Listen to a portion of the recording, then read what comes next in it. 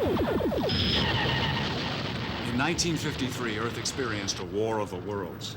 Common bacteria stopped the aliens, but it didn't kill them. Instead, the aliens lapsed into a state of deep hibernation. Now the aliens have been resurrected, more terrifying than before. In 1953, aliens started taking over the world. Today, they're taking over our bodies.